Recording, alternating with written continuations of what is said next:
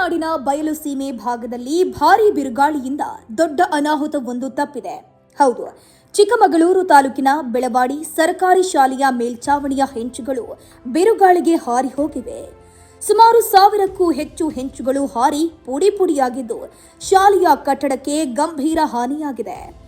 ಮಧ್ಯಾಹ್ನದ ಊಟದ ಸಮಯವಾಗಿದ್ದರಿಂದ ಮಕ್ಕಳು ತರಗತಿ ಕೊಠಡಿಗಳಿಂದ ಹೊರಗೆ ಬಂದಿದ್ರು. ಇದರಿಂದ ಭಾರೀ ಅನಾಹುತ ತಪ್ಪಿದೆ. ಆದರೆ ಹೆಂಚುಗಳು ಕೆಳಗೆ ಬಿದ್ದ ಪರಿಣಾಮ ಇಬ್ಬರು ಮಕ್ಕಳಿಗೆ ಸಣ್ಣ ಪುಟ್ಟ ಗಾಯಗಳಾಗಿದ್ದು ಅವರಿಗೆ ತಕ್ಷಣ ಚಿಕಿತ್ಸೆ ನೀಡಲಾಗಿದೆ.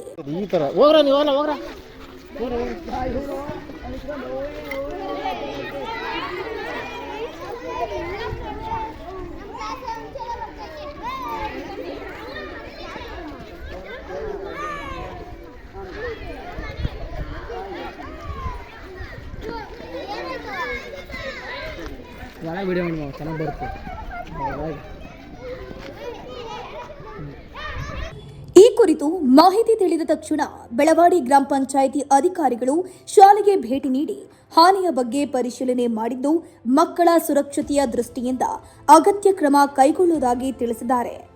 ಈ ಘಟನೆ ಸ್ಥಳೀಯರಲ್ಲಿ ಆತಂಕ ಉಂಟು ಮಾಡಿದ್ದರೂ ಸಮಯೋಚಿತವಾಗಿ ಮಕ್ಕಳು ಹೊರಗಿದ್ದ ಕಾರಣ ದೊಡ್ಡ ದುರಂತವೊಂದು ತಪ್ಪಿದಂತಾಗಿದೆ.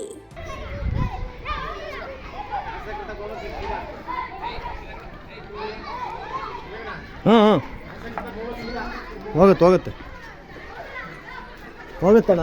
ಈಗಲೇ ಕಳಿಸ್ತೀನಿ ಶಾಸಕ.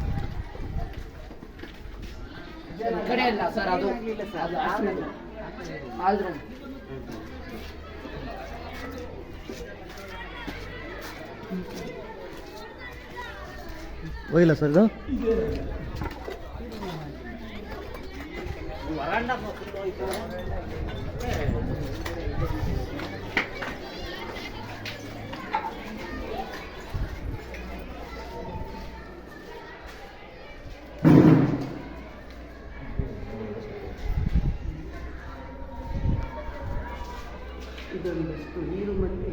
ಈ ರೀತಿಯ ಇನ್ನಷ್ಟು ವಿಡಿಯೋಗಳು ನಿಮಗೆ ಸಿಗಬೇಕೇ?